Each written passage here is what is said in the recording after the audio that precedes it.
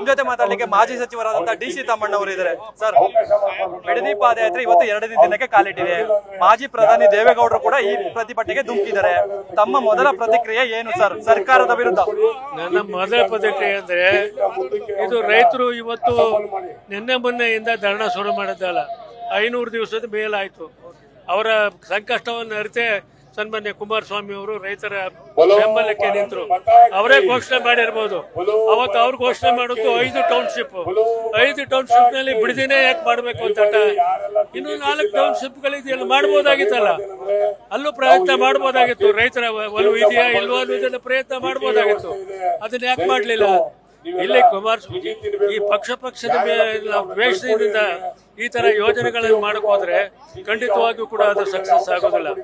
ನಾವು ಕೂಡ ಹಿಂದೆ 1,500 ಎಕರೆ ಇಲ್ಲಿ ಭೂ ಸ್ವಾಧೀನ ಮಾಡಿ ಕೈಗಾರಿಕಾ ಪ್ರದೇಶ ಮಾಡಿದ್ದೀವಿ. ಅವತ್ತು ರೈತರ ಮನವೊಲಿಸಿ ವಾಲಂಟಿಯರ್ ಆಗಿ ರೈತರಿಂದಲೇ ಭೂಮಿ ಕೊಡ್ತೀವಿ ಅಂತ ಹೇಳಿ ಇದು ಮಾಡಿದ ಮೇಲೆ 1,500 ಎಕರೆ ಅಕ್ವೈರ್ ಮಾಡಿ ಇಂಡಸ್ಟ್ರಿಯಲ್ ಏರಿಯಾ ಬಂತು. ಈ ಭಾಗದ ಜನರ ಬದುಕು ಹಸನಾಯ್ತು. ಅದು ಬೇರೆ ವಿಚಾರ.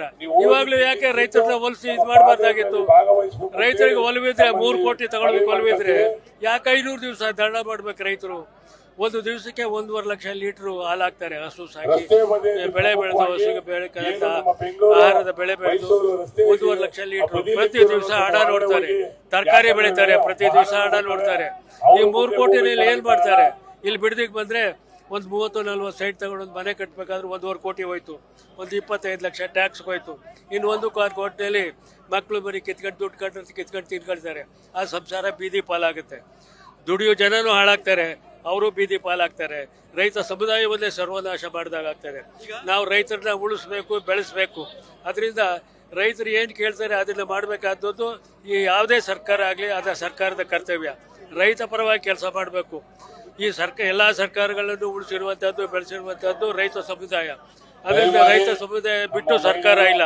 ಅದರಿಂದ ದಯಮಾಡಿ ಇವಾಗಲೂ ಕೂಡ ಸರ್ಕಾರಕ್ಕೆ ಮನವಿ ಮಾಡ್ತೀನಿ, ಡಿ.ಕೆ. ಶಿವಕುಮಾರ್ ಅವರು ಮರು ಆಲೋಚನೆ ಮಾಡಬೇಕು, ಈ ಯೋಜನೆಯನ್ನ ಕೈ ಬಿಡಬೇಕು ಅಂತ ಹೇಳಿ ಸರ್ಕಾರಕ್ಕೆ ಮನವಿ ಮಾಡ್ತಾರೆ. ಈಗ ರೈತರ ಒಲವು ಹೇಗಿದೆ? ಯಾಕಂತಂದ್ರೆ ಸರ್ಕಾರ ಒಂದು ಆದೇಶವನ್ನ ಹೊರಡಿಸಿದೆ, ಯಾರಿಗೆ ಒಲವಿದ್ರೆ ಅವರು ಭೂಮಿಯನ್ನ ಕೊಡಿ ಅಂತ.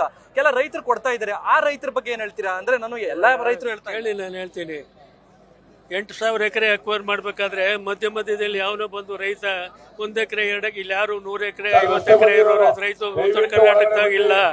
ಅರ್ಧ ಎಕರೆ 1 ಎಕರೆ 3/4 ಎಕರೆ ಇರುವಂತವ್ರು ರೈತರೇ ಇರುವುದು. ಅವ್ರು ಮಧ್ಯೆ ಕೊಡ್ತೀನಿ ಅಂದ್ರೆ ಅದ್ರಲ್ಲಿ ಏನ್ ಇಂಡಸ್ಟ್ರಿ ಡೆವಲಪ್ ಮಾಡ್ತಾರೆ? ಒಗ್ಗಟ್ಟಾಗಿ ಒಂದು ಕಡೆಯಿಂದ ಜಮೀನುಗಳನ್ನ ಅಕ್ವೈರ್ ಮಾಡಿದಾಗಲೇ ಏನಾದ್ರು ಅಭಿವೃದ್ಧಿ ಮಾಡೋದಕ್ಕೆ ಸಾಧ್ಯ. ಇಲ್ದವ್ರೆ ಅಲ್ಲೊಂದು 10 ಎಕರೆ ಇಲ್ಲೊಂದು 5 ಎಕರೆ ಮಾಡ್ಕೊಂಡ್ರೆ 5,000 ಎಕರೆಯಲ್ಲಿ ಏನ್ ಅಭಿವೃದ್ಧಿ ಆಗ್ತದೆ? ಮುಂದೆ ಏನ್ ಮಾಡ್ತಾರೆ ಅದನ್ನ? ಅದರಿಂದ ಅದನ್ನು ಆಲೋಚನೆ ಮಾಡಬೇಕು. ನಿಮ್ಮ ಈ ಪಾದಯಾತ್ರೆಯಿಂದ ಟೌನ್ಶಿಪ್ ಪ್ಲಾನ್ ಹಿಂದೆ ತಗೊಳ್ಳುವಂತ ಸಾಧ್ಯತೆಗಳು ಇದೆ ಅನ್ಸುತ್ತಾ ನಿಮ್ಗೆ ಸರ್ಕಾರ? ಅಲ್ಲ, ನಮ್ಗೆ ಅನ್ಸುತ್ತೆ. ಯಾಕಂದ್ರೆ ರೈತರ ಹೋರಾಟಕ್ಕೆ ಯಾವುದೇ ಸರ್ಕಾರ ಮಣಿಲೇಬೇಕು. ರೈತರ ವಿರುದ್ಧವಾದಂತ ಸರ್ಕಾರ ಯಾವ ಸರ್ಕಾರನೂ ಇಲ್ಲಿವರೆಗೆ ಉಳಿಯುವುದೂ ಇಲ್ಲ. ಅದರಿಂದ ನಾನು ಎಚ್ಚರಿಕೆ ಕೊಡೋದಿಲ್ಲ, ಸರ್ಕಾರಕ್ಕೆ ಮನವಿ ಮಾಡ್ತೀನಿ, ಇವಾಗಲೂ ರೈತರ ಸಂಕಷ್ಟಕ್ಕೆ ಸ್ಪಂದಿಸಿ ಈಗ ಯೋಜನೆಯನ್ನ ಕೈ ಬಿಡಿ ಅಂತೇಳಿ ಮನವಿ ಮಾಡ್ತೀನಿ. ಇಷ್ಟು ಮಾಜಿ ಸಚಿವ ಡಿ.ಸಿ. ತಮ್ಮಣ್ಣ ಅವರ ಮಾತಾಗಿತ್ತು. ಕ್ಯಾಮರಾಮನ್ ಅವಿರಾಜ್ ಜೊತೆ ಗಣಪತಿ, ನ್ಯೂಸ್ ಫಸ್ಟ್, ಬೆಂಗಳೂರು.